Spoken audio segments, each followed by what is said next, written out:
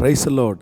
ஆண்டவராகிய இயேசு கிறிஸ்துவின் நாமத்தினாலே இந்த 53வது நாள் ஜெபத்தில் உங்களை சந்திப்பதிலே மிகவும் மகிழ்ச்சி அடைகிறேன். ஆபிரகாமை பார்த்து ஆண்டவர் சொல்லுகிறார், நான் உனக்கு காண்பிக்கும் தேசத்திற்கு போ அப்படின்னு ஆதியாகமத்தில் சொல்லுகிறார். அதே காரியத்தை நம்ம அப்போஸ்தலரை வாசிக்கும் போது வேதம் சொல்லுது, நீ வா அப்படின்னு ஆண்டவர் கூப்பிடுறது மாதிரி அதில் எழுதியிருக்கிறார். அப்போது நான் என்ன நம்புகிறேன் அப்படின்னு சொன்னால், ஒரு காரியத்தில் ஆண்டவர் உங்களை நடத்துகிறதுக்கு முன்னாடி நீ போ, நான் உன் கூட இருப்பேன்னு சொல்லுகிற ஆண்டவர் நமக்கு முன்னாடியே போய் கர்த்தர் அங்கேருந்து நம்மளை என்ன பண்ணுறாருன்னா எதிர்பார்த்து காத்திருக்கிறார். இன்றைக்கு சில ஆண்டவருடைய பிள்ளைகள் இந்த சத்தத்தை கேட்கிறவர்கள், ஐயோ நான் எப்படி இதில் நடக்க போகிறேன், எப்படி அந்த காரியத்தை தொடுவேன், அந்த உயரத்தை என்னால் அடைய முடியுமா அப்படின்னு குழம்பி போயிருக்கலாம். ஆனால் ஆண்டவர் வாக்கு கொடுக்குறார், இந்த காரியத்தில் நீங்கள் துவங்கிறதுக்கு முன்னாடி, நீங்கள் எப்போ இந்த பிரயாணத்தை துவங்குனீங்களோ அதுக்கு முன்னாடி கர்த்தர் அதுக்கு முன்னாடியே போயிட்டார். அந்த பிரச்சனையில் உங்களுக்கு முன்னாடி ஆண்டவர் நிற்கிறார், அந்த சூழ்நிலையில் உங்களுக்கு முன்னாடி ஆண்டவர் நிற்கிறார், நீங்கள் துவங்கின அந்த காரியத்தில் உங்களுக்கு முன்னாடி ஆண்டவர் நிற்கிறார். அதனால நீங்கள் பயப்படவே வேண்டாம். இன்றைக்கு ஏசப்பா வாக்கு கொடுக்குறார், உனக்கு முன்னாடி நான் போயிருக்கேன், இப்போ நீ வா, தைரியமாக போவோம். ஆண்டவர் நம்மை நடத்த வல்லவராக இருக்கிறார். ஆமேன். ஆண்டவருடைய பிள்ளைகளே, இன்றைக்கு ஒரு விசேஷித்த ஞானத்திற்காக நம்ம ஜெபிக்க போகிறோம். ஒரு வசனத்தை வாசிக்கலாம். 2 ராஜாக்களின் புஸ்தகம் 20ஆம் அதிகாரத்தினுடைய 13வது வசனம். எசேக்கியா அவர்களை அங்கீகரித்து பின்பு அவர்களுக்கு தன் பொக்கிஷ சாலை அனைத்தையும், வெள்ளியையும் பொன்னையும் கந்த வர்க்கங்களையும் நல்ல பரிமள தைலத்தையும் தன் ஆயுத சாலை அனைத்தையும் தன் பொக்கிஷ சாலையில் உள்ள எல்லாவற்றையும் காண்பித்தார். தன் அரண்மனையிலையும் தன் ராஜ்யத்தில் எங்கும் எசேக்கியா அவர்களுக்கு காண்பியாத பொருள் ஒன்றும் இல்லை. ஆண்டவருடைய பிள்ளைகளே, இந்த இடத்துல ரொம்ப முக்கியமான ஒரு வசனம். எசேக்கியா வியாதிப்பட்டு கிடக்கிறார். சுவர்புறமாய் திரும்பி ஆண்டவரிடத்துல ஜெபம் பண்ணுறார். கர்த்தர் 15 வருஷத்தை நீட்டி கொடுக்குறார். பொதுவாகவே நம்ம நிறைய பேருக்கு நம்ம உடம்பு நல்லா இல்லாமல் இருக்கும்போது யாராவது ஒருத்தர் கேர் எடுத்தா, யாராவது ஒருத்தர் விசாரித்தா அது நமக்கு ரொம்ப சந்தோஷமாக இருக்கும். அதுவும் பெரிய பெரிய போஸ்டிங்கில் இருக்கிறவங்க, ராஜாவாக இருக்கிறவங்க, அந்த மாதிரி உள்ளவங்கள்ட்டெல்லாம் சாதாரண போய் நல்லா இருக்கீங்களா, பரவாயில்லையா உடம்பு அப்படின்னாலும் யாருமே கேட்க மாட்டாங்க. எல்லாருமே பேசுகிறதுக்கு பயப்படுவாங்க.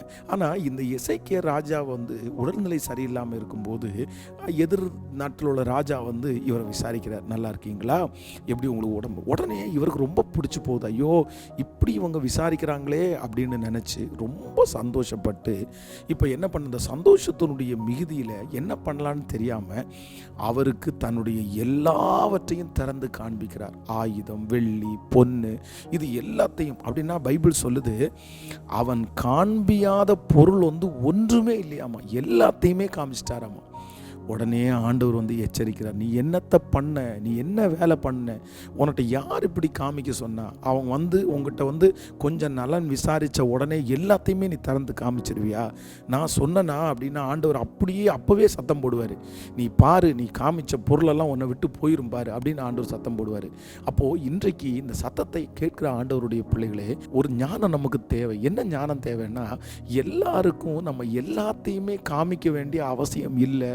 இதில் ஆண்டவருடைய பிள்ளைகள் ஞானமாக, சிலர் இதில் ரொம்ப வீக்காக இருக்காங்க. அப்படின்னா ஏதாவது ஒன்று நடந்துச்சுன்னா எல்லாருக்கும் காமிக்கணும். பாருங்கள், அந்த காரியத்தெல்லாம் உடனே ஃபேஸ்புக்கில் போடுறது, வாட்ஸ்அப்பில் அனுப்புறது, இந்த மாதிரி நான் வாங்கியிருக்கிறேன், இந்த மாதிரி நான் பண்ணியிருக்கிறேன். நிறைய பேர் இந்த தவறுகளை நம்ம நிறைய பண்ணுறோம்.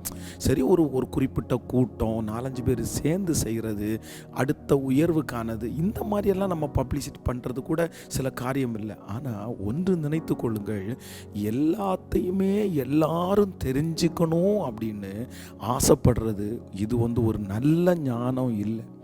ஆண்டவருடைய பிள்ளைகள் ரொம்ப கவனமாக இருங்க. நீங்கள் ஆண்டவரிடத்தில் ஜெபம் பண்ணுங்க. இது ஒரு ஞானம் தேவை. எல்லாருக்கும் ஒரு பொருளை காமிச்ச உடனே எல்லாருக்கும் கூட்டிகிட்டு அப்படி காமிச்சிடாதீங்க. உலகத்தில் இருக்கிறவங்க பார்த்தீங்கன்னா நிறைய பேர் இதில் ஞானமாக இருக்காங்க. பாருங்கள், சிலர் வீடு கட்டிட்டு நம்மளை அந்த டெடிகேஷன் அன்னைக்கு கூப்பிடும்போது பார்த்தீங்கன்னா அந்த வீடு நிறைய இடத்துல அறகுறையாக இருக்கும். அதை ஃபினிஷே பண்ணியிருக்க மாட்டாங்க. ஃபர்னிச்சர் எதுவுமே ரெடியாக இருக்காது. ஏன் இவங்க இப்படி பண்ணுறாங்க, இன்றைக்கி டெடிகேஷன் தானே, இதெல்லாம் ரெடி பண்ணி தான் நல்லா இருக்குமே நம்ம நினைப்போம். ஆனால் அவங்க ஒரு காரணத்தோடு தான் அதை பண்ணியிருப்பாங்க. என்னென்னா, நம்ம எல்லாருக்கும் இதெல்லாரும் காமிச்சோன்னா ஒரு பொறாமை வந்துடும், யோசிப்பாங்க, எதுக்கு நம்ம தானே இது பண்ண போகிறோம், அதுக்கப்புறம் நம்ம அதை ரெடி பண்ணிக்கலான்னு சிலர் அதை ரொம்ப கிளியராக செய்வாங்க. சிலர் பாருங்கள், அந்த டெடிகேஷனுக்கு முன்னாடி அதை பண்ணி இதை பண்ணி நிறைய பேரை கூப்பிட்டு நிறைய பேருக்கு சாப்பாடு கொடுத்து அது ரொம்ப கிராண்டு ஃபங்க்ஷனாக பண்ணி, ஆனால் வாங்கியிருக்கிறது பார்த்திங்கன்னா கடனில் வாங்கியிருப்பாங்க, வாங்கியிருக்கிறது பார்த்திங்கன்னா அவங்களுக்கு நிறைய பணம் கட்ட வேண்டியது இருக்கும். இந்த மாதிரி ஆண்டவருடைய பிள்ளைகள் ஒன்று நினைத்து கொள்ளுங்கள், உங்களுடைய இது எல்லாமே மற்றவங்க தெரிஞ்சாதான் என்னை மதிப்பாங்க, தெரிஞ்சாதான் என்னை கனப்படுத்துவாங்க, அவங்க தெரிஞ்சாதான் சமுதாயத்தில் எனக்கு ஒரு பெருமைன்னு தயவு செய்து நீங்கள் நினைக்காதீங்க. என்னை பொறுத்த வரைக்கும் அவர்கள் தெரியாமல் இருக்கிற வரைக்கும் உங்களுக்கு இன்னும் நல்லது. சிலருக்கு தெரிஞ்சால் போதும், ஆண்டவருக்கு தெரிஞ்சால் போதும், அது ஒரு பெருமையாக நமக்கு மாறிடும். அதை வச்சு நம்ம நிறைய நேரத்தில் ஆண்டவரை விட்டு தூரம் போகிறது கூட வாய்ப்பு இருக்குது. அதனால் இந்த ஞானத்திற்காக எல்லாரும் ஜெபம் பண்ணுங்க. தயவு செய்து உங்களுக்கு கர்த்தர் கொடுக்குற எல்லாமே எல்லாரும் பார்க்க வேண்டிய அவசியம் இல்லை. இது இந்த எசேக்கியாவினுடைய வாழ்க்கையில் நம்ம கற்றுக்கொள்ளக்கூடிய பெரிய காரியம். பாருங்கள், இந்த அதிகாரத்தை வாசித்து முடிக்கும்போது என்ன சொல்ல தெரியுமா, நீ எதெல்லாம் காமிச்சியோ அதெல்லாம் அவன் உன்னை விட்டு எடுத்துகிட்டு போயிடுவான் அப்படின்னு நான் முடியும் அந்த அதிகாரம். அப்போ ரொம்ப கஷ்டம் இல்லை.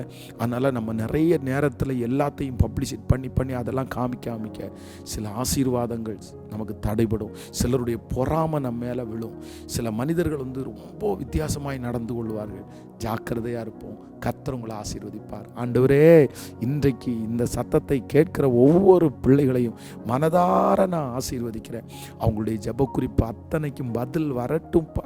இந்த 100 நாட்களில் இத்தனை நாள் போயிருச்சே, இதுவரைக்கும் அற்புதம் நடக்காத அத்தனை பிள்ளைகளுக்கும் ஒரு அற்புதம் நடப்பதாகப்பா. நீங்கள் ஒரு அற்புதத்தை செய்யுங்கப்பா. பெரிய சாட்சியாக நிறுத்துங்க. மனசார உங்கள் பிள்ளைகளை ஆசீர்வதிக்கிறேன். பிறந்த நாளை காண்கிற, திருமண நாளை காண்கிற உங்களுடைய பிள்ளைகளை ஆசீர்வதிக்கிறேன். உங்கள் கிருபை தாங்கட்டும் இயேசுவின் மூலம் பிதாவே, ஆமேன். God bless you. ஆண்டவர் உங்களை ஆசீர்வதிப்பார். மாலையில் 6:45 சந்திப்போம்.